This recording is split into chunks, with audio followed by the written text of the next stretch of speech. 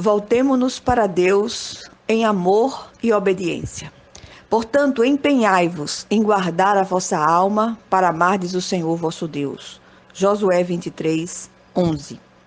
É tempo de voltar-se para o Senhor em amor e obediência. Os capítulos 23 e 24 deste livro apresentam as palavras de despedida de Josué ao povo de Deus. Além de trazer à memória os feitos de Deus, Josué traz também uma série de exortações e instruções imperativas para que o povo andasse em fidelidade. O versículo lido traz a ideia central do texto, pois é uma síntese daquilo que é requerido de nós como povo de Deus. Inegavelmente, vivemos dias maus sobre a terra. Uma simples olhada à nossa volta confirma este fato. Por isso, mais do que em qualquer outra época, o povo de Deus precisa fazer a diferença com testemunhos que glorifiquem ao Senhor. Como conseguir isto se somos emboscados a todo momento pelas ofertas do mundo, pelos estímulos do diabo e pelos apelos da nossa carne, ainda pecaminosa? A resposta a essa pergunta, sem dúvida, é a busca constante de um enchimento contínuo do Espírito Santo, que nos levará a um amor profundo e reverente pelo Senhor e, consequentemente, a uma atitude de empenhada vigilância e oração. O nosso empenho em guardar a nossa alma para amar o Senhor implica em 3 ações efetivas: priorizar o Senhor sobre tudo e todos, obedecer à santa palavra de Deus e resistir à carnalidade. Busquem em primeiro lugar o reino de Deus e a sua justiça, e todas essas coisas lhes serão acrescentadas, diz o Senhor em Mateus 6,33.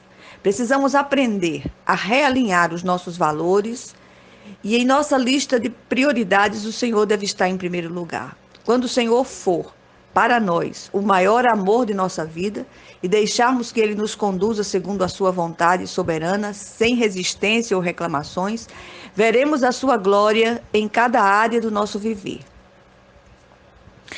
Diz o profeta Samuel: acaso tem o Senhor tanto prazer em holocaustos e em sacrifícios, quanto em que se obedeça a sua palavra?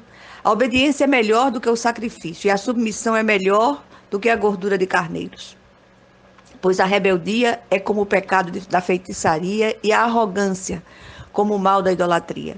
O Senhor se revela àquele que o obedece em amor. O Senhor faz morada naquele que o ama em obediência.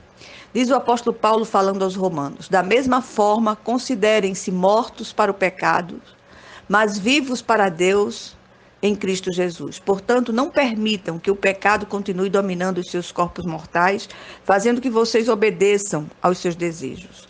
Não ofereçam os membros dos seus corpos ao pecado como instrumentos de injustiça. Antes, ofereçam-se a Deus como quem voltou da morte para a vida, e ofereçam os membros do seu corpo a Ele como instrumentos de justiça, pois o pecado não os dominará, porque vocês não estão debaixo da lei, mas debaixo da graça. Esta é uma oferta viva, é o culto racional também ordenado pelo apóstolo Paulo.